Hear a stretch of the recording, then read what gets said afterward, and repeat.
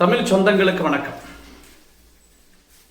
மலைவாழ் மக்கள் எங்களுடைய ஈரோடு மாவட்டத்தில் சத்தியமங்கலம் சார்ந்த, தாளவாடி சார்ந்த, திம்பம் சார்ந்த, அரேப்பாளையம் சார்ந்த, உடையார்பாளையம் சார்ந்த, பர்கூர் சார்ந்த, கொள்ளைகால், மைசூர் சார்ந்த கொள்ளைகால் பகுதிகள், அதை ஒற்றிய பகுதிகள், இந்த மலைப்பகுதிகளில் அதேபோல் எங்கள் நீலகிரி மாவட்டம் சார்ந்த மலைப்பகுதிகளில் வாஸ்துவை நிலைநிறுத்துவது என்பது கடினம். மலைப்பகுதிகள் என்று சொன்னால் குறுகிய மலைப்பகுதிகள் இருக்கிறது, சிறிய கரடுகள் இருக்கின்றன, உயர்ந்த மலைப்பகுதி இருக்கின்றன. உயர்ந்த மலைப்பகுதியில் பெரிய அளவில் வாஸ்து என்பது இங்கே வேலை செய்யாது என்று சொல்லலாம். இப்போ அந்த இடங்களில் நம்ம இருக்கக்கூடிய அமைப்பை ஓரளவுக்கு மாற்றி வைத்துக் கொண்டால் நல்லது நடக்கும்.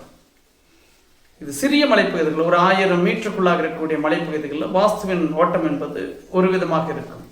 அப்படிப்பட்ட ஊர்களில் நிச்சயமாக, அந்த இடங்களில் நிச்சயமாக உங்களுடைய இல்லம் மலை சார்ந்த இடங்களில் நிச்சயமாக வாஸ்து என்கிறதை நீங்கள் நிலைநிறுத்தும் போது உங்களுடைய வாழ்க்கை ஜெயிக்கக்கூடிய வாழ்க்கையாக இருக்கும்.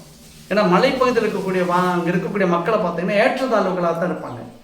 கீழே சமவெளி பகுதியில் இருக்கக்கூடிய மக்கள் ஒரு இடத்தை வாங்கும் பொழுது அந்த இடத்துல மிகப்பெரிய ஒரு முன்னேற்றத்தை அவர் பார்க்க முடியாது. 50 ஏக்கரா, 100 ஏக்கரா, 15 ஏக்கரா, 20 ஏக்கரா கூட வாங்கியிருந்தாலும் அதில் மிகப்பெரிய வெற்றியை பெறலாம் என்று செல்வார்கள். ஏதாவது ஒரு விதத்தில் அவங்க தோல்வியைத்தான் சந்திப்பார்கள். எனது அனுபவத்தில் அந்த விஷயத்தை சொல்கிறேன்.